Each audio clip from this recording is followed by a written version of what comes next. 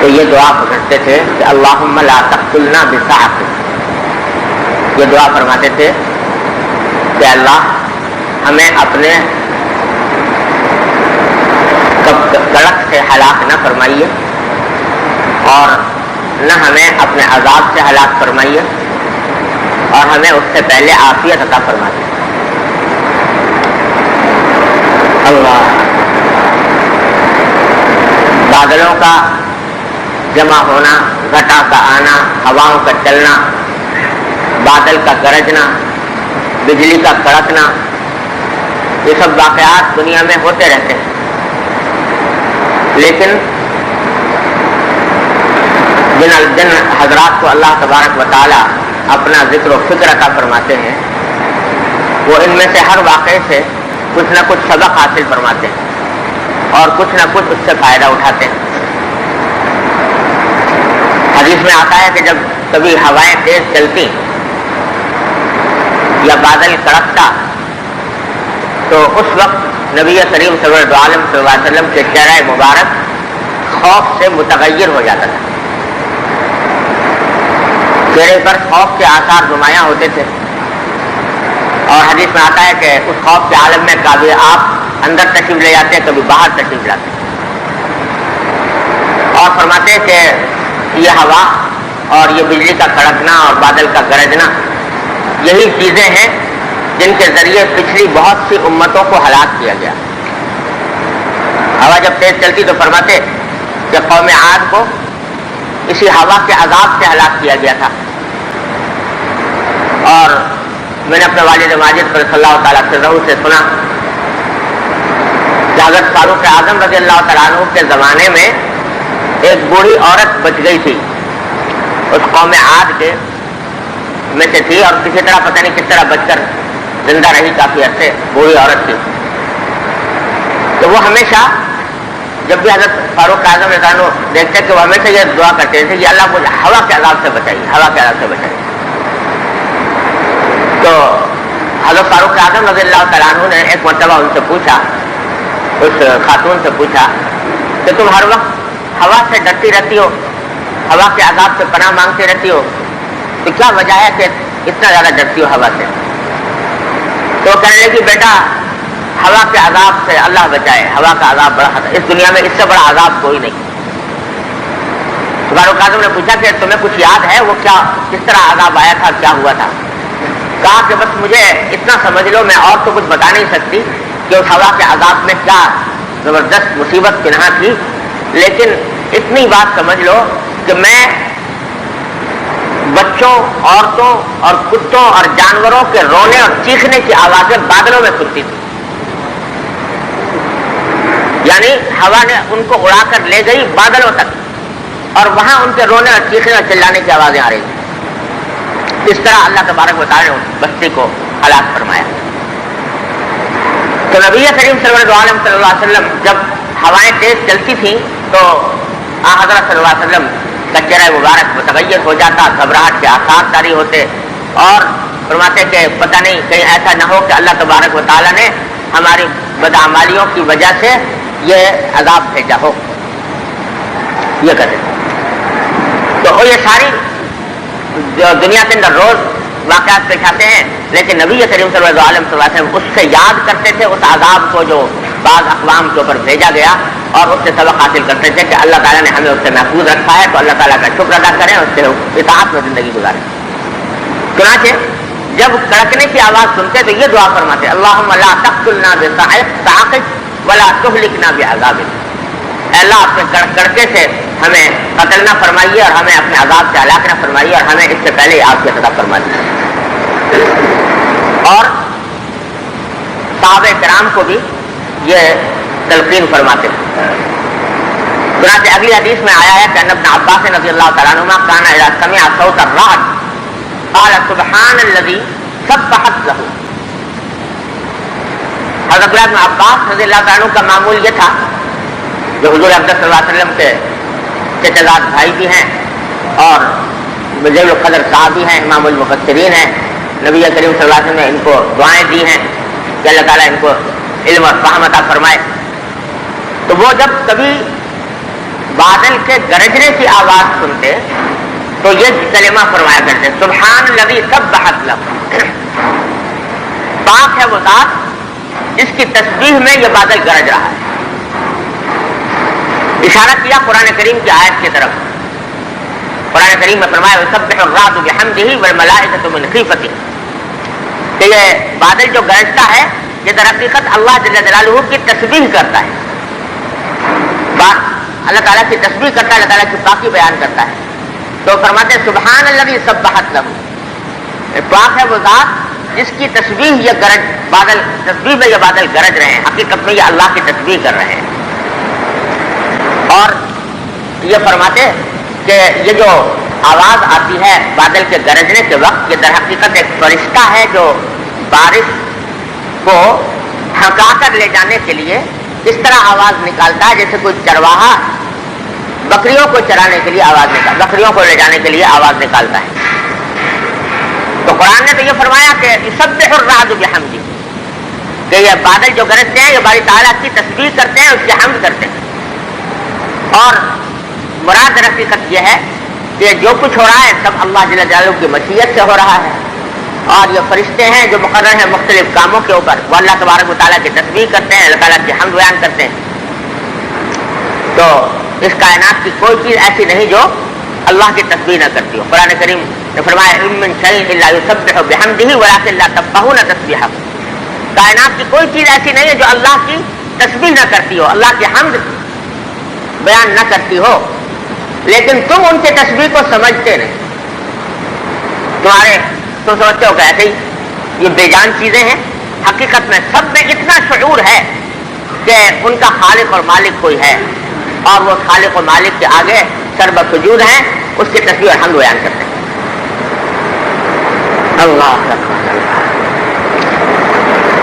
پھر فرمایا، پھر آگے روایت نقل کی عبداللہ بن زبیر رضی اللہ تعالیٰ عنہ انه كان اذا سمع الرعد ترك الحديث وقال سبحان الذي يسبح الرعد بحمده والملائكة من خيفته۔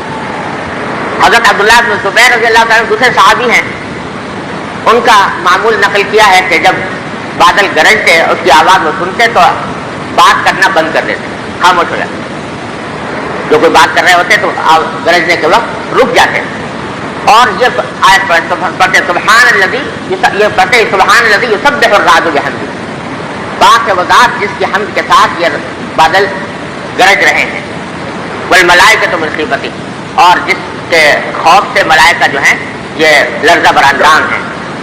پھر فرماتے کہ ان ھذا لوعید شدید لأہل الارض، کہ یہ جو بادل گرجتے ہیں یہ در حقیقت زمین والوں کے لیے ایک تازیانہ ہے، ایک دھمکی ہے، ایک تنبیہ ہے۔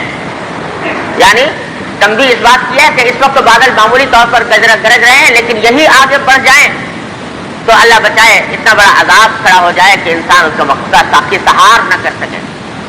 لہذا یہ تنبیہ ہے کہ اپنے اعمال کو درست کر لو، اللہ تبارک و تعالیٰ کی اطاعت پر آمادہ ہو جاؤ، گناہوں کو ترک کر دو، معصیتوں کو چھوڑ دو، کہ کہیں ایسا نہ ہو کہ یہی چیز تمہارے لیے عذاب کا سبب بن جائے۔ اللہ، تو یہ سب تعزیانے ہیں اللہ تعالیٰ کی طرف۔ میں نے اپنے والد ماجد صلی اللہ تعالیٰ عنہ سے سنا کہ ایک شخص نے ملک الموت حضرت اسرائیل علیہ السلام کو خواب میں دیکھا،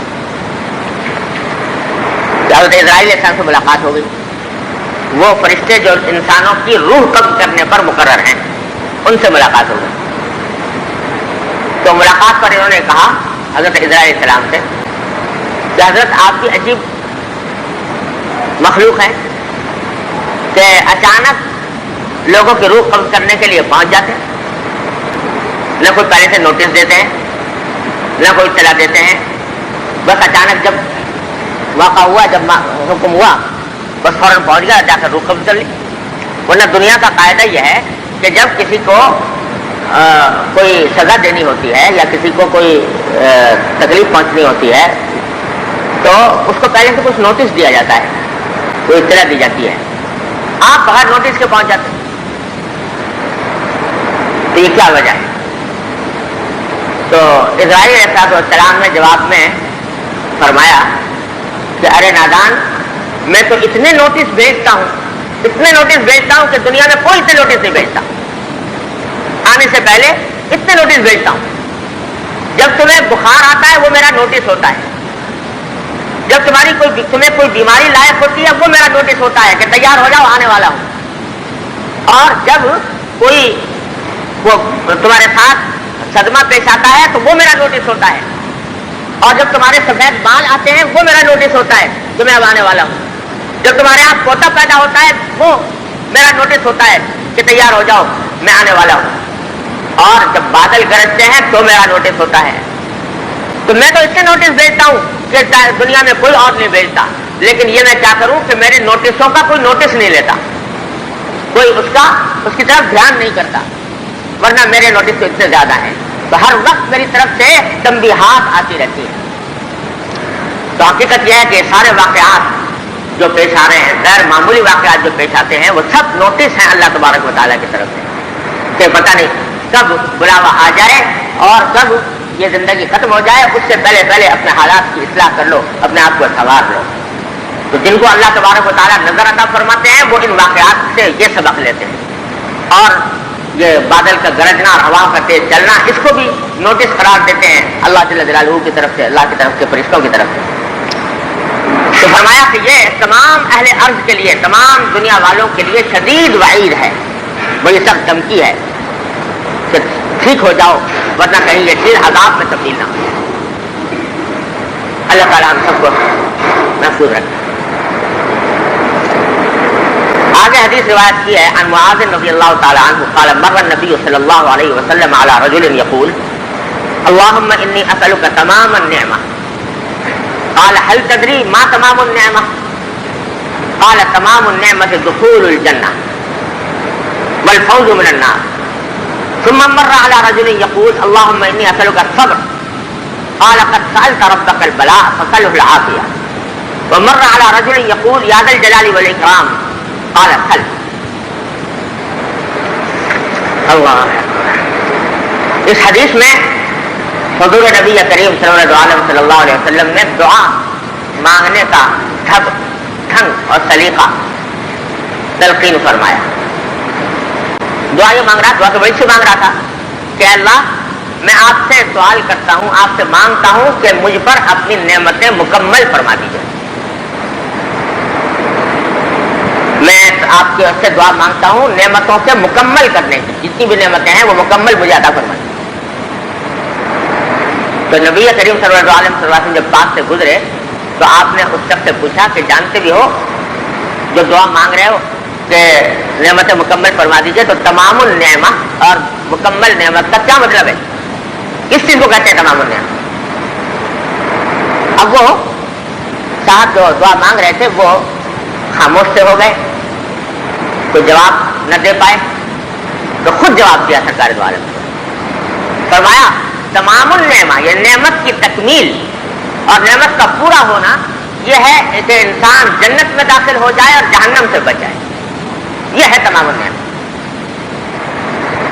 لگتا یوں ہے واللہ سبحانہ وعالم کہ تنبیہ کرانی مقصود تھی اس بات پر کہ عام طور سے جو لوگ دعائیں مانگتے ہیں یا نعمتوں کو طلب کرتے ہیں تو ان کے ذہن میں عام طور پر دنیا ہی کی نعمتیں ہوتی ہیں کہ مجھے مال دولت زیادہ مل جائے, مجھے خوشحالی زیادہ نصیب ہو جائے, مجھے صحت اچھی مل جائے, دنیا کے اندر میری عزت ہو, ترقی ہو, وغیرہ وغیرہ. یہ دنیا کی نعمتیں پیش نظر ہوتی ہیں. تو تنبیہ نبی کریم صلی اللہ علیہ وسلم نے اس بات پر فرما دی کہ بھائی ایسا نہ سمجھنا کہ نعمتیں بس دنیا ہی کی نعمتیں مانگتے رہو اور آخرت سے غافل ہو جاؤ. حقیقت میں نعمت کی تکمیل تو اس وقت ہوگی جب انسان جنت میں چلا جائے گا اور جہنم سے بچ جائے. یہ ہے نعمت کی تکمیل. ورنہ نعمتیں تو بے شک دنیا میں بہت ہیں اللہ تعالیٰ کی دی ہوئی, اتنی کہ حد و حساب نہیں, شمار ممکن نہیں, گنتی نہیں ہو سکتی. ہر آن انسان ڈوبا ہوا ہے اللہ تبارک و تعالیٰ کی نعمتوں میں. لیکن کوئی نعمت یہاں اس دنیا میں کامل نہیں, مکمل نہیں. اس واسطے کہ ہر نعمت کے ساتھ کوئی نہ کوئی نقمت لگی ہوئی ہے, ہر نعمت کے ساتھ کوئی نہ کوئی تکلیف کا کانٹا چبھا ہوا ہے. اس دنیا کے اندر نعمت خالص کا وجود نہیں. جہاں کہیں خوشی ہوگی کوئی نہ کوئی غم بھی ساتھ لگا ہوگا. جہاں کہیں کوئی راحت ملے گی تو کوئی نہ کوئی تکلیف بھی ساتھ ساتھ لگی ہوگی، کوئی نہ کوئی، اور کچھ نہیں تو تشویش ہی ہوگی، آئندہ کیا ہونے والا ہے اس کی تشویش انسان کو لاحق ہوگی۔ تو دنیا ایسی چیز اللہ تبارک و تعالیٰ نے بنائی ہے کہ اس میں کوئی نعمت کامل نہیں، کوئی نعمت کامل نہیں، ہر نعمت ناقص ہے، کیونکہ اس کے ساتھ کوئی